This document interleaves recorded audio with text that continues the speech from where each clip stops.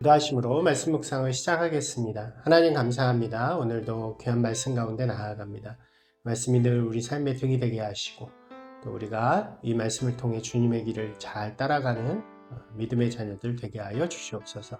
예수님 이름으로 기도드리옵나이다. 아멘. 안녕하세요. 오늘은 마태복음 25장의 말씀입니다. 이 25장에는 우리에게 비교적 잘 알려져 있는, 우리가 잘 알고 있는 세 가지의 비유가 등장을 하죠. 열처녀 비유, 그리고 달란트 비유, 그리고 양과 염소의 비유라고 이름 져져 있는 것들입니다. 이 비유들은 모두 앞서서 이렇게 계속되었던 21장부터 우리 계속 말씀드렸죠.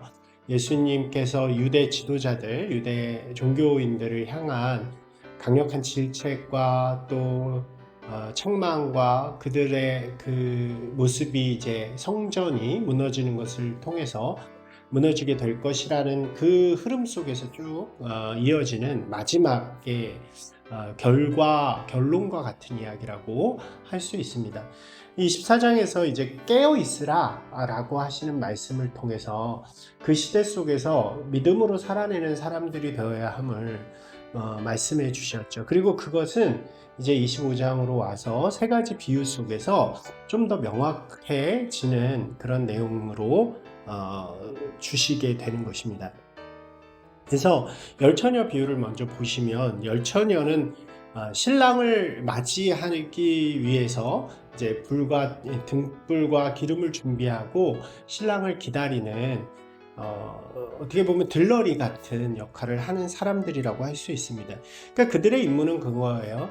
그러니까 신랑이 이제 신부를 데리고 올 때에 불을 켜서 잔치 자리까지 이렇게 데리고 가는, 인도해 가는 그런 역할이라고 할 수 있습니다. 그렇기 때문에 그들은 등을 준비하고 기름을 준비해서 신랑을 기다려야 하는 것이죠. 근데 슬기로운 다섯 처녀는 그것을 잘 준비해서 신랑이 왔을 때 깨워서 그들의 길을 인도하여 잔치 자리에 함께 들어가지만 어리석은 처녀들은 그것을 하지 못하고 그 때를 놓치게 되어서 결국 잔치 자리에 함께 하지 못한다 하는 그런 이야기라고 할 수 있습니다. 예수님께서는 이 마지막으로 그 비유의 마지막에 다시 한번 이런 말씀을 하시죠. 언제 다시 올지는 아무도 모르기 때문에 항상 깨어서 준비하는 자들이 되어라 라고 이야기하는 것입니다. 그러니까 이것은 이 깨어 있어라 라고 하는 24장의 말씀을 다시 한번 받아서 이야기하는 비유라고 할 수 있겠죠. 그리고 이 비유는 이제 달란트 비유로 이어지는데 이 달란트 비유는 그럼 깨어 있다는 것이 무엇을 의미하는가를 잘 보여주는 이야기라고 할 수 있습니다. 주인이 어디 먼 길을 떠나면서 그 종들에게 5달란트, 2달란트, 1달란트를 맡겨두게 되죠.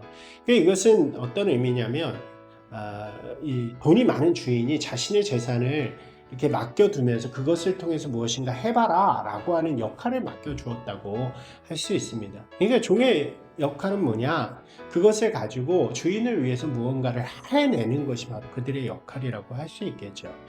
이 5달란트 받은 자와 2달란트 받은 자는 열심히 자신의 할 수 있는 재능들을 가지고 열심히 일을 해서 각각 그만큼의 또 달란트를 남기게 되죠. 그런데 문제는 1달란트 받은 사람이었습니다. 이 사람은 그 1달란트를 땅에 묻어두게 되죠.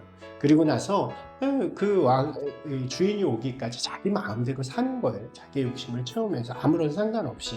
그러다 주인이 왔을 때 그 1달란트를 꺼내서 돌려주게 됩니다. 그래서 제가 이것을 잃을까봐 제가 여기 땅에다 묻어두고 왔습니다 라고 이야기를 하게 되는 것입니다.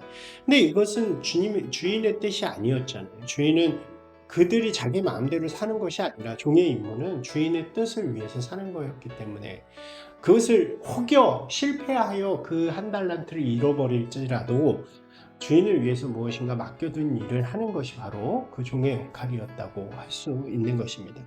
결국 그 종은 함께 잔치 차례에 참여하지 못했다라고 성경은 이야기하고 있죠. 이것이 바로 깨어있다라는 것의 의미라고 우리에게 전해주는 것입니다. 깨어있는 것은 뭐냐? 우리가 주님의 종임을 알고 주님께서 맡겨주신 일에 우리의 삶을 내어드리고 그것이 어떤 결과를 가져올지라도 최선을 다해서 살아가는 삶이 되어질 때 그것이 바로 깨어있다, 깨어있는 자의 모습이 되어진다고 이야기할 수 있습니다. 그리고 이제 마지막 이야기는 그럼 그 사명이 무엇인가, 우리가 해야 할 것이 무엇인가를 알려주는 말씀이죠. 그래서 심판의 때가 됐어요. 그래서 왕이 와서 사람들을 심판하는데 오른편과 왼편으로 사람을 나눕니다. 양과 염소를 나누듯이 그렇게 나누고 오른편에 있는 자들에게 이야기하는 거죠. 너희는 복되다. 너희는 나와 함께 저기 잔치에 들어갈 만하다. 왠지 모르잖아요. 그러니까 이렇게 이야기해요. 너희는 내가 배고플 때 먹을 걸 주고 내가 굶주릴 목마를 때 물을 주고 나그네 되었을 때 살펴줬고 헐벗었을 때 옷을 줬고 이런 그런 일들을 했다라고 이야기하니까 이들이 반문합니다. 우리는 왕을 만난 적이 없는데요. 그때 이 왕이 이렇게 이야기하죠.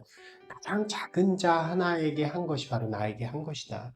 나를 그렇게 섬긴 것이, 그 작은 자를 섬긴 것이 나를 섬긴 것이기 때문에 너희들은 복되다라고 이야기합니다.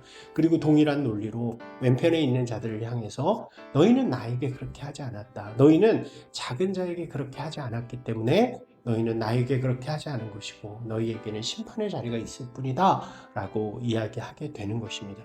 바로 이 말씀은 이전에 마태복음에서 계속 말씀하셨던 예수님께서 가난한 자, 연약한 자, 병든 자, 작은 자, 죄 지은 자를 향해서 하나님의 마음, 사랑의 마음을 보여주셨던 그것이 바로 예수님의 보여주신 마음이고, 예수님을 따르는 믿음의 사람들, 하나님을 믿는 믿음의 사람들은 그 마음으로 살아가야 하는 것임을 분명하게 이야기하는 거죠.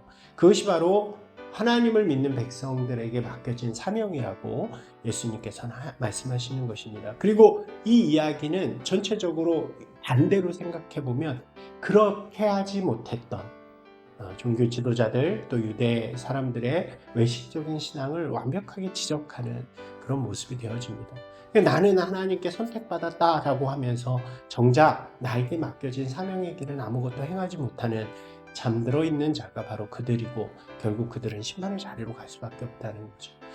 이것이 예수님께서 말씀하시는 이 이스라엘 종교 지도자들과의 논쟁의 마지막 결론이 됩니다. 그리고 이 이야기는 종교 지도자들에게 분노가 되어지고 결국 종교 지도자들은 예수님을 죽이기로 마음먹게 되는 것이죠. 오늘 이 비유의 말씀이 오늘 우리에게도 좀 깊이 되새겨지는 또 감동이 되는 시간이 되었으면 좋겠습니다. 과연 하나님이 나에게 원하시는 것, 나에게 맡겨주신 삶을 묵까? 예수님이 우리를 위해 십자가에 달려 죽으신 것이 바로 가난한 자, 약한 자, 연약한 자, 작은 나를 위함이었다면 그것이 은혜가 되어서 감사함으로 우리도 마찬가지로 우리에게 가장 작은 자를 사랑할 수 있는 그것을 통해서 하나님을 기쁘시게 하고 예수 그리스도의 뒤를 따라가는 저와 모든 분들이 되시기를 주님의 이름으로 축원드립니다. 우리 말씀 다시 한번 읽어보시면서 기도와 결단으로 나아가기를 바랍니다.